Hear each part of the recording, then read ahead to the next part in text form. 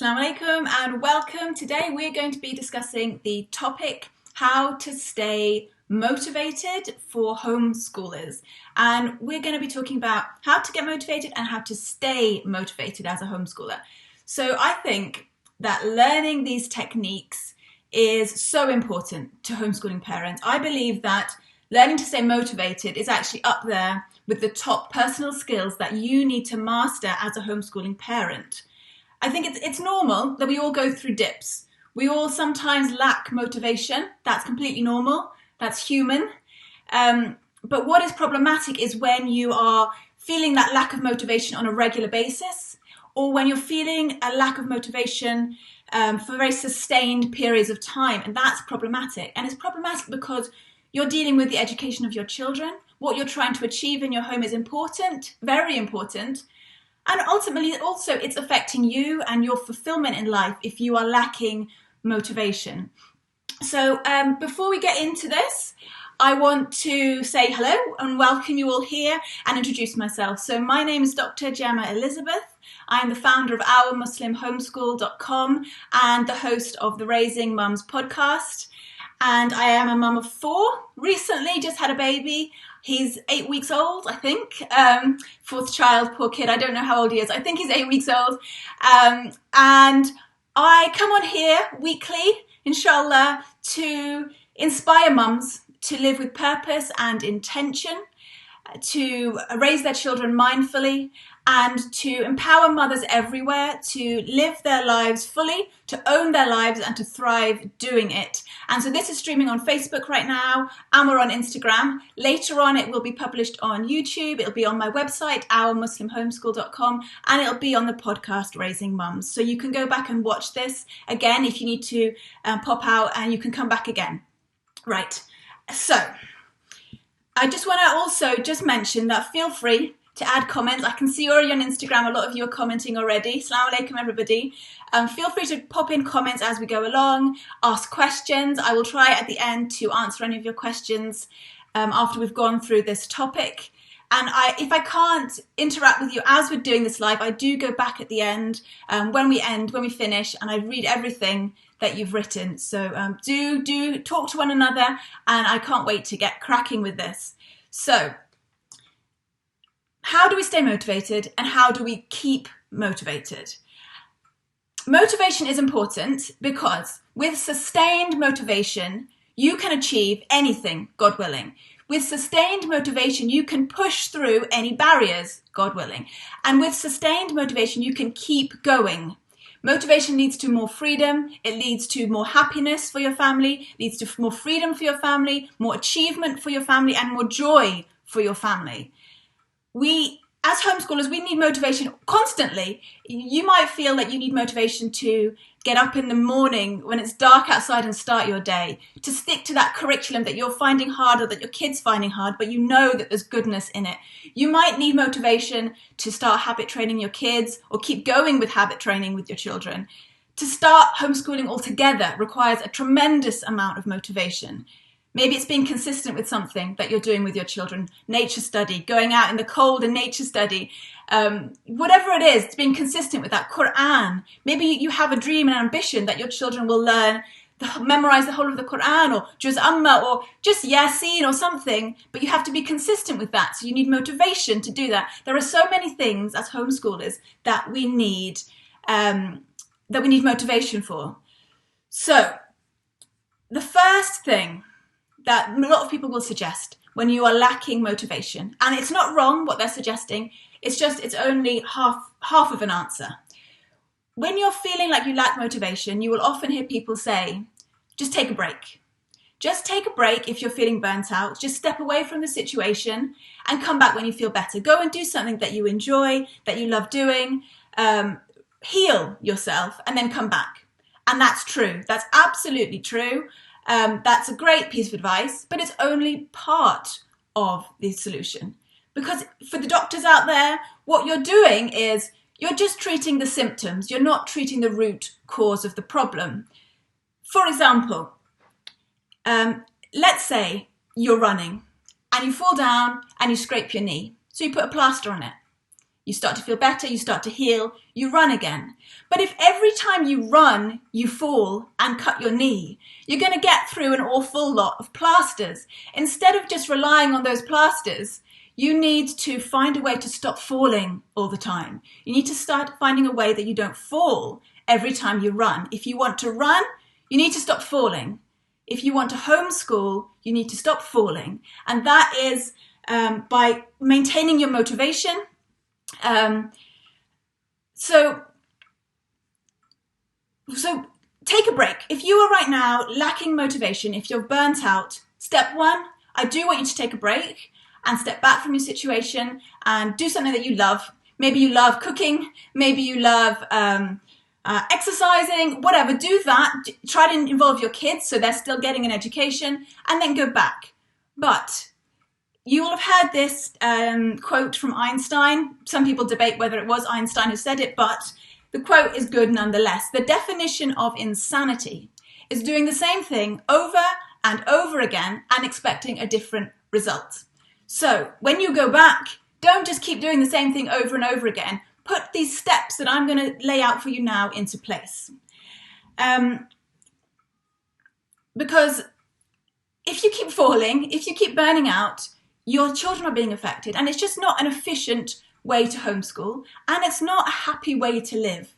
If you want to be homeschooling for a long period of time, you don't want to be burning out all the time, you don't want to be unhappy, you don't want to be exhausted and lacking motivation, you want to be thriving, you want to be loving what you're doing. So these are the steps that you can do to maintain your motivation and to sustain your motivation, which is really going to change the way you homeschool and the energy that you bring to it. So Brendan Burchard, many of you have heard of him, he has this famous quote that you don't have motivation, you generate motivation. Motivation is just not a thing that suddenly appears. Motivation is something that you generate, that you create yourself by putting steps in place, by building a lifestyle that will generate motivation and keep you going. So motivation is generated in 3 ways. And for those of you who are visual learners like me, I've made as a picture. Now I realize for Instagram, this might be a mirror image, but I am going to read it out for you guys.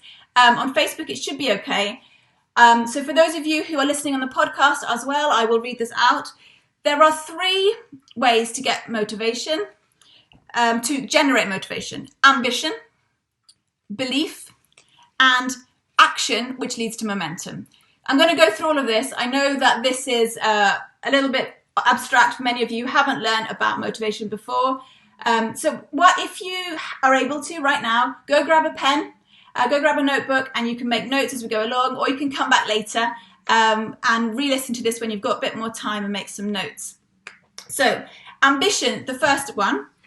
So this is the idea. This is the inspiration. This is what got you started with this idea in the first place, to start homeschooling, to memorize the Quran, to, to start Charlotte Mason style of homeschooling with your children, to make your children eat more healthy. This is your ambition.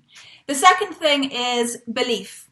So belief is self-belief, I suppose you could say. It's that internal belief that you can do this, that you can do this for your children and it's going to be great and it's going to be good for them, it's going to be good for the family. That is your belief. It comes from internally.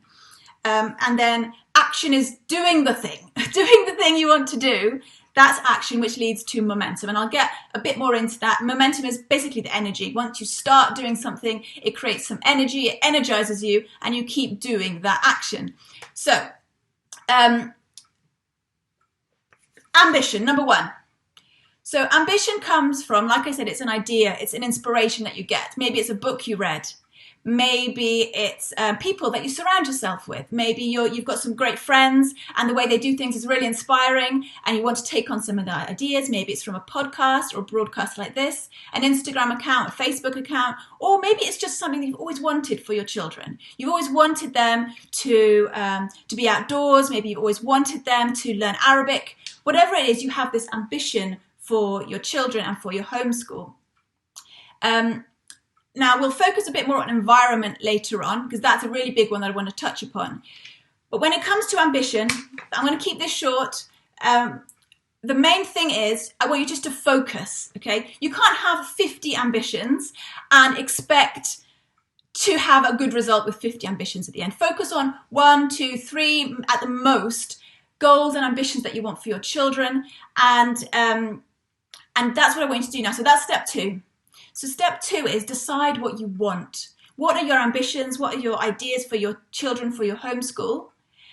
Clarify that. Focus on that for the next few months or however long it takes to establish into your homeschool. So that was step 2. Step 1 was take a break if you need it and do something you enjoy. Step 2, decide what it is that you want. Clarify that. And that might sound simple, but for many people, to go from 50 ideas down to 1 or 2 is a real challenge. So decide what you want truly for your children. The next thing on this list was belief. So belief is that you believe that this change can happen, that you can do this, and that combined with ambition leads to motivation. So Theodore Roosevelt said, one of his famous quotes, "Believe you can and you are halfway there." There's another quote, I don't know who said it, "If you don't believe it, you won't achieve it." So you have to believe that you can do this. This is something that many people struggle with. Many people struggle with self-belief. Maybe it's a confidence issue. And I have done a whole nother live session about confidence. I've left that link on Facebook down below with this video. It's on YouTube as well. Instagram, you can find it on my YouTube channel. It's called Finding Confidence in Homeschooling. So belief, self-belief comes from confidence. It also comes from faith, from our religion. In the Quran, it says, "And when my servants ask you concerning me, indeed I am near. I respond to the invocation of the supplicant when he calls on me." So what do you have to do? You have to make dua. You have to pray to Allah to manifest this ambition that you have for your homeschool. You want your children to memorize Quran. Well, have you asked Allah for that? Have you made dua for that? And know, because Allah tells us so, that He will answer that dua. That faith should be enough to give you belief. That faith in Him and the fact that He will answer your du'as should be enough. So whatever your ambition, whatever your intention for your children, have you made du'a yet? That is step number 3. Make du'a and make the intention. Okay, make the intention, write it out, say it out loud, or just say it in your heart that you intend for your children to do this in homeschool, or you intend for yourself in your homeschool to do this. You intend to start homeschooling for the sake of Allah. So that's step 3. Make dua, make your intention. Just have a little bit of water. Right. I mean, I think also your past experiences as well will affect your belief that this is possible. And that is why action is so important, and acting upon the intentions you make. When you start making these intentions and you start seeing the fruits of your labor, it will feed back and increase your belief in yourself and in what you're doing in your homeschool. And I also think that your attitude generally will affect things. So if you're a very negative person and you don't really think this is going to work and you think bad about everything, well, if you think you're going to fail, you probably are. In fact, you almost certainly are. But if you're optimistic, you stand a much greater chance of having success.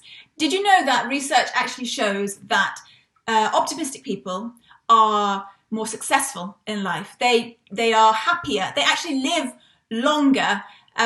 So be optimistic. Have a good opinion of your Lord, and believe that you can do this with His help.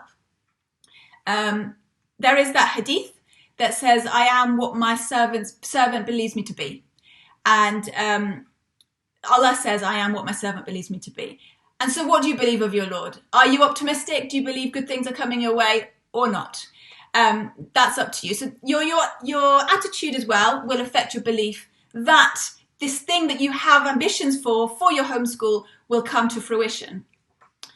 And there's also your environment. Now, environment is a really big one, and I have touched upon this many, many times. It does mean your physical environment, and it also means the people that you surround yourself with. And I've also tucked in health in there as well, because I think your health is super important. So your physical space, does it motivate you? Does it make you want to homeschool? Does it make it easy for you to homeschool? Many of you will be inspired and motivated by beauty. So is your homeschool beautiful? Do you love the way it looks? Is it tidy? Is it clean? Is it organized? I know that you're thinking, oh, Gemma, I've got enough to do to have to clean and organize my homeschool room. But if it's motivating you to get the job done, then I think you should invest the time in it. Does it inspire you? If you're aiming for your children to, I'm going back to the Quran because I know that's an inspiration for many, that's an aspiration for many of you. If you want your children to memorize Surah Mulk, is the Quran readily accessible for you to do that? Is it with the rest of your homeschool gear and stuff? Is it there during your morning time to pick up and read aloud? Make it easy for yourself. So look at your physical environment. The next thing that I want to touch upon as well is your physical health, and I suppose your mental well-being as well. If you're in a place where physically you're not well, you're very low in energy, where maybe emotionally you're not yourself, that's definitely going to affect your motivation and your ability to get your ambitions and your goals for your homeschool done and achieved. So that needs to be addressed as well. Obviously, right now, if you are suffering from anything serious, if you have depression, if you have any serious medical illnesses going on, then this talk might not be for you. You're in a different stage in your life right now. You have different priorities. But for the rest of us, you need to address the smaller health issues that you have in your life. And lastly, for the environment, look at the people that you surround yourself with. Are they inspiring you? Are they motivating you to homeschool in the way that you had dreamed of? You may or may not have people in your life that you can go to. You may or may not have people in your life that inspire you to do great things for your children. You want to try and hunt these people out if you can and make friends with people who are doing great things. Maybe they homeschool, maybe they don't. If you can't find them in your real life, then look for them online. Find them on Instagram, find them on Facebook, YouTube. There are great Facebook groups, communities, and we're so lucky in today's day and age that we have that kind of support. Similarly, I want you to look at what the people in your life that do not support you, the people in your life that drain you and make you feel negative, make you doubt what you're doing. Is there a way for you to step back from those people and minimize the time that you spend with them? So some of you may also have people in your life that actually put barriers in your way from homeschooling. And, I hear from many of you about the problems that you're having. So I know that that does happen. Is there a way that you can address that? Because it's going to affect your motivation. If there's somebody telling you constantly or making you feel constantly that you can't do this, that you're not good at this, that your children can't do this, making your children feel small, anything like that, it's going to affect your level of motivation. So step 4, and probably a lot of you will dwell on step 4 the longest. Step 4 is I want you to address your environment. So that means the space, the physical space, your own health, and the people in your life, online and in your real life. So look at what you're surrounding yourself with. Look at the people and the environment and make a change. That's step 4. Tidy up your space, put fresh flowers. That's something I like to do. Organize your bookshelves. Again, that's something I love to do. Whatever it is in your homeschool, maybe put up inspirational quotes or get cute notebooks. It all sounds very small and shallow, but if it motivates you to get working and get to whatever it is that you had ambitions towards, then do that. Work on your own health and your mental well-being. That will look different for all of you, but self-care is so important as a homeschooling mum, and I've talked about that again and again. And again, look at the people in your life. Instead of meeting up with that friend for coffee who drains your energy, why don't you go to a homeschool group and mix with other homeschoolers who make you feel like what you're doing is perfectly normal or wonderful, and unfollow people on social media who make you feel inadequate.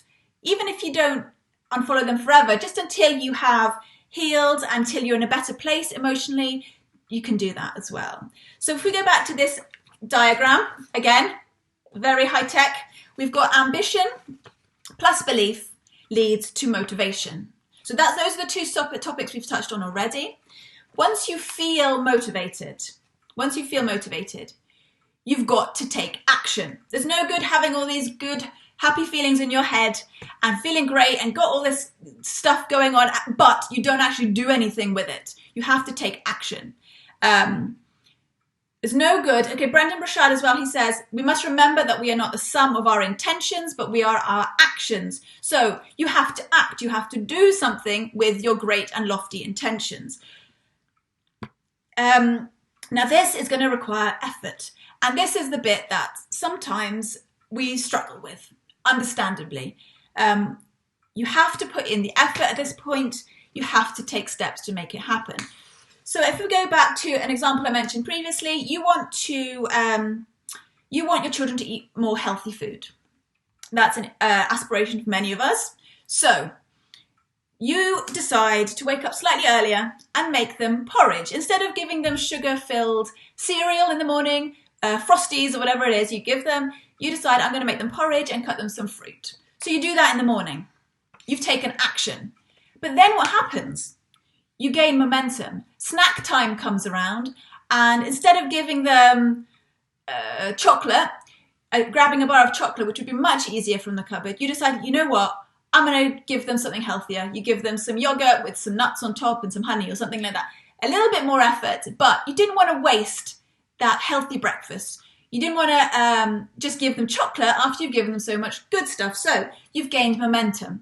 And again, now lunchtime comes around and you think, maybe I shouldn't just give them fish and chips. Maybe I can do something else. So you make them a healthy lunch as well. And you gain momentum and you keep this going. Yes, you might slip up.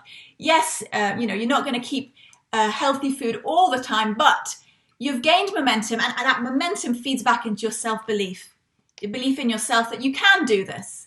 And also it feeds back into your ambition. This idea that you inspire yourself almost because you see the fruits of your labor in your children. Same with memorizing Quran. You start memorizing the Quran with your kids, and you know what? The next day you do it again, and the third day comes around and you're feeling a bit tired, but you don't want to waste those 2 previous days. So you do the third day. You gain momentum, you gain motivation, and you get a loop. You get a loop going around. The more action you do, the more momentum you do, the more motivation you do, and it keeps looping around. So take action. Action leads to momentum, which leads to motivation. But while all this is going on, so that is step 4. For those of you who are making notes, step 4 is take action. So we on step 4, step 5, Step 5 is take action. So, after you've taken action, you've got momentum going, some of us will fall short here. We will forget this top bit, okay? So you've taken action, you've gained momentum, you're achieving the goals you want to achieve in your homeschool, and then you start to feel that motivation dip a little bit. That is because you're not feeding these top ones. You're not feeding your ambition, the inspiration and the ideas that you have in your life, and you're not feeding your belief. You're not protecting your environment. You're not renewing your intentions and making dua. You have to maintain all of this to maintain your motivation, to sustain your motivation. So with sustained motivation, you can achieve anything that you put your mind to, inshallah. It is so valuable. As a homeschooling parent, you're doing something so valuable, so worthwhile, that motivation is key, and learning the skill to maintain and sustain your motivation is a really important thing, and I hope that this video has helped. I've just touched upon it, but there are books written on the subject that you can find and you can read if you want to know more, but these are the key principal points. You mustn't let your motivation die. Okay, you need to protect it. You need to continue to feed it, as we've talked about here, because if your motivation dies, then your homeschool could too. You could decide that this is not for you, that you're not enjoying homeschooling anymore, and you want to give it up. Or you might end up homeschooling in a way that you never really wanted to do, but it was just easier. So don't do that. Don't let your motivation die out. Don't let your homeschool and your dreams and your ambitions for your children die too. So recap. Step 1, if you need it, take a break. Step back from what you're doing, do something that you enjoy for a little while. Step 2 is clarify what your ambitions are for your children and for your homeschool. Step 3, make dua, make intention for what you're doing. Step 4, address your environment, the people, the physical environment, and also address your health. Step 5, take action. That will lead to momentum and will continue to feed your motivation. So I want you guys to talk now. I want you to tell me in the comments, if you care to share, what area of your homeschool have you found that you're lacking in motivation? What have you maybe been inconsistent with in the past? You started off strong, but you just couldn't find the motivation to keep it going. Or maybe there's an idea that you've got in your head that you want to do with your children, but you haven't done it yet. So if you'd love to share that with me, I'd love to hear about it. And also I'd like to hear now maybe what you're actually going to do now to address these ambitions and these dreams, because there's no point just having ambitions and dreams if you don't take action. So what are you going to do? Maybe you can make that intention right now in the comments if you would care to share with us. Also, if you have any questions, please pop them in the comments now, and I'll make some time to scroll through and answer as many as I can. Wa alaikum salam, everybody on Facebook. Assalamu alaikum. Okay, and let's have a look on Instagram, what we've got going. Oh, mashallah, there's lots of you joined. Okay. I hope that you have found this useful. I'm just scrolling through. Wa alaikum assalam, Muna. Oh, mashallah, there's lots of people coming here. Wa alaikum assalam.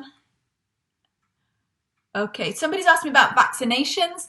That's not really a topic that I can advise you on. I'm here to talk about homeschooling. I wish I could, but there's a lot of information online for you to make that decision yourself. Can I look at your homeschool class? If you're interested in seeing how we do homeschooling, sort of the setup and just what it really looks like, then I've done quite a few day in the life videos. You can find them on my YouTube channel. It's just Our Muslim Homeschool. You can search that on YouTube and go to the playlist that says Day in the Life. And there's a few there that you can watch. And I'll give you a good idea of what our homeschool classes are like. Any tips on potty training? Oh dear, I'm so sorry. Are you going through potty training right now? That's tough. That's really tough. I think I've just found, I'm on my 4th child now. I've just found that don't push too early. It's okay to wait until you're absolutely sure that this is going to work. Otherwise, it's very stressful, it's exhausting, and it can really affect your relationship with your child, even if it's just for a short period of time. That would be my advice. Don't start until you're absolutely sure that you're ready. I think with my last 2 children, I didn't start potty training until they were 3. And many people do it much, much earlier than that. But I think the earlier you do it, potentially the more stressful it is. Wa alaikum assalam.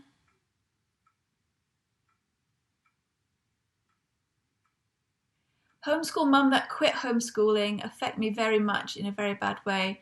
Oh, that's terrible.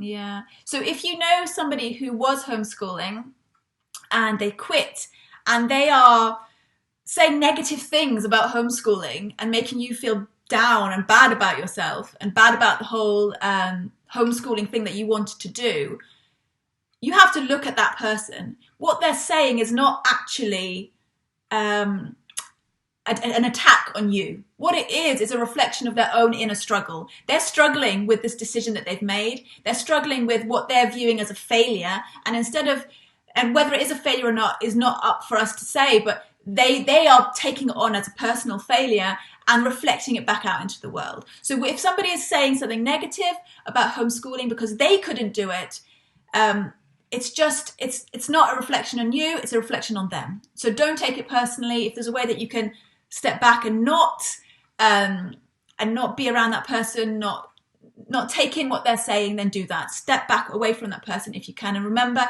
it's not about you, it's about them. Always needed visuals, thanks. Alhamdulillah, I'm glad my little my little high-tech slide worked for you. Just scrolling through Instagram a bit longer.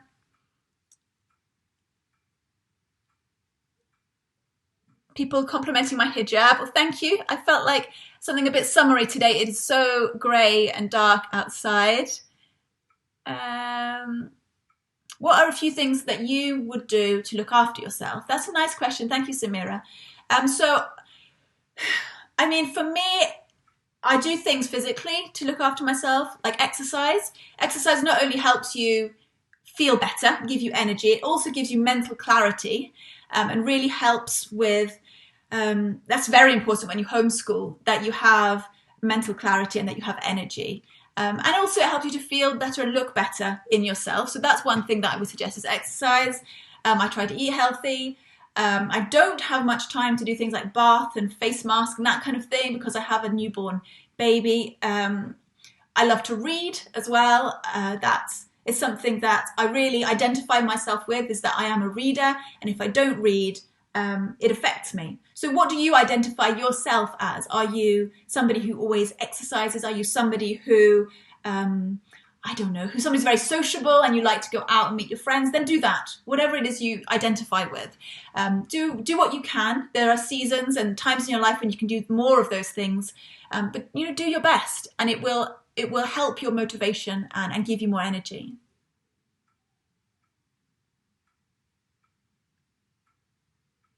Okay.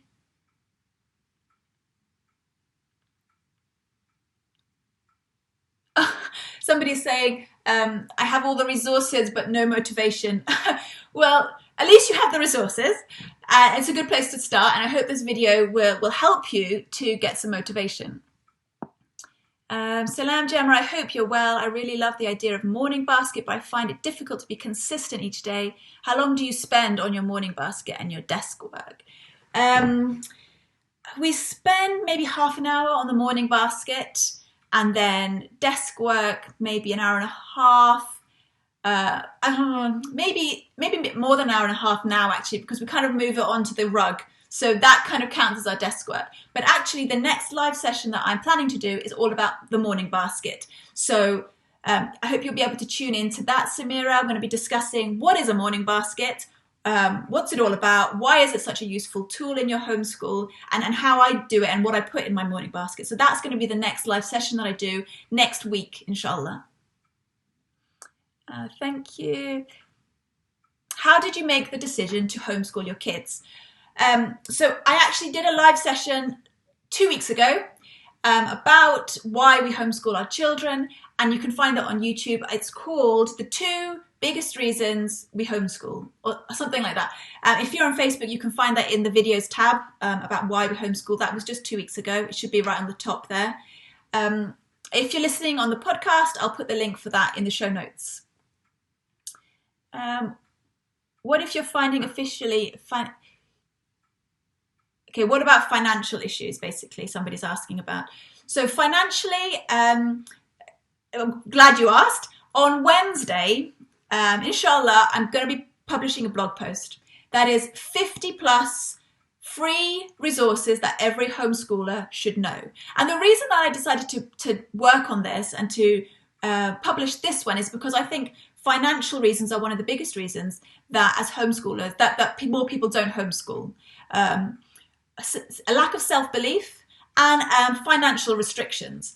I did a lot of research. I actually started this blog post before I had my baby. It's now ready.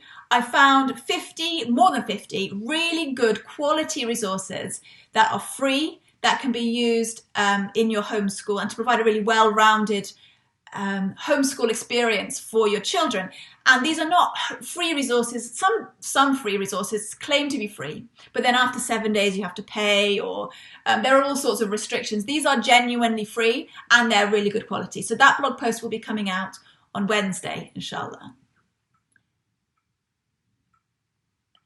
Somebody's asking about dyslexia.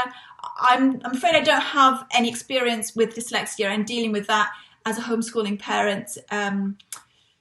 If you have nobody in your community or in your area that you can discuss that with, then please feel free to contact me privately and I'll try and put you in touch with somebody. Walaikum assalam. Okay, that's all the questions on Instagram.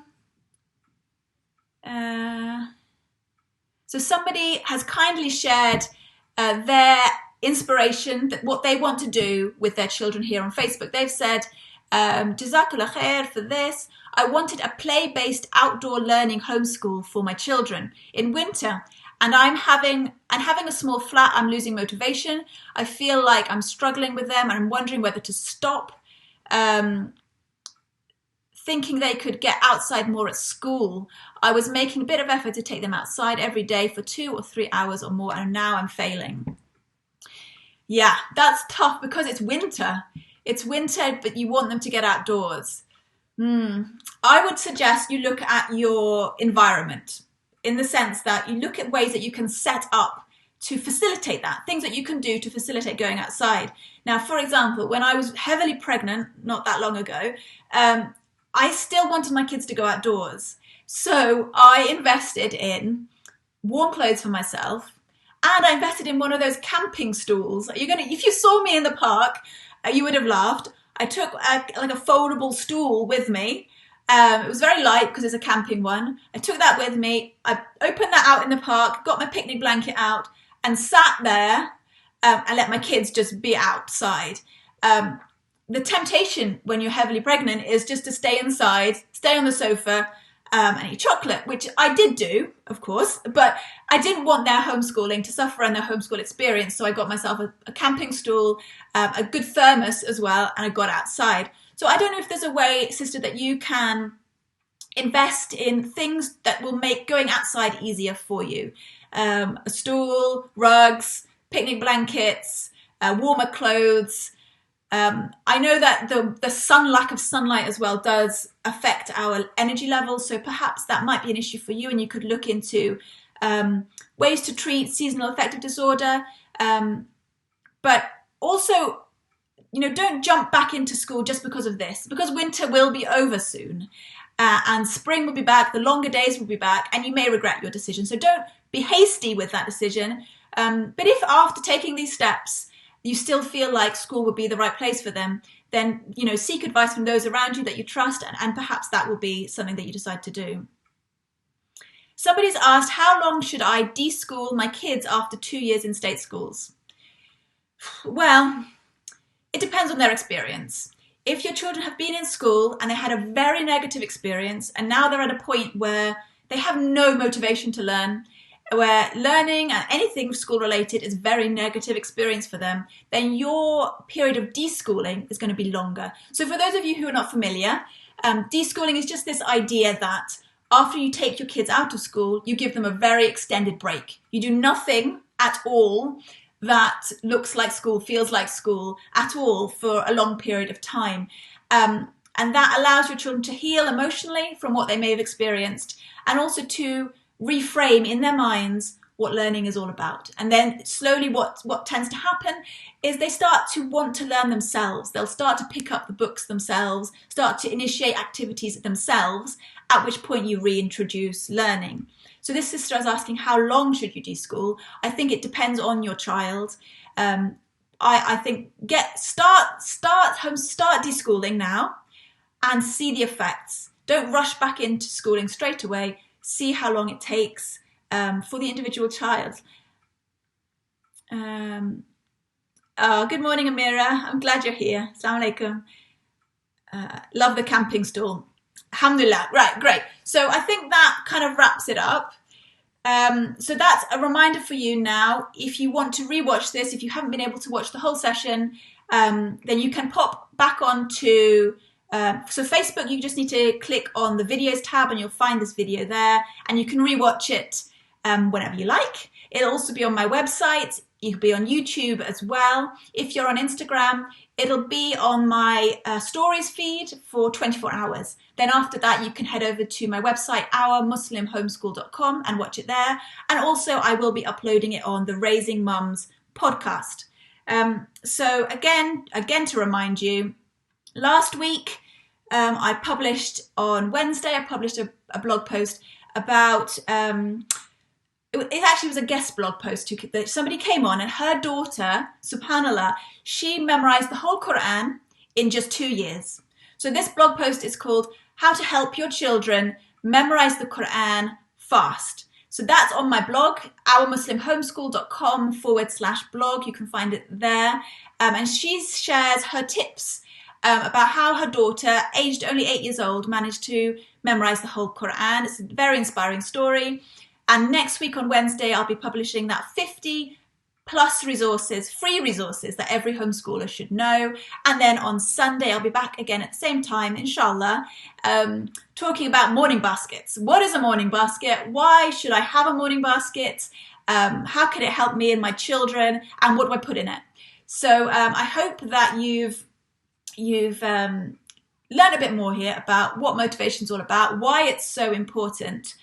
And this is a really important skill that I think that every homeschooler should try to master if you want to homeschool in the long term. You'll find all the links to the various blog posts and things that I mentioned here in the show notes below this video or in this podcast. Thank you all for joining me. I really appreciate you being here live with me today. It's been a pleasure. And you know where to find me again next Sunday here at 10 a.m. So thank you so much. Assalamu alaikum.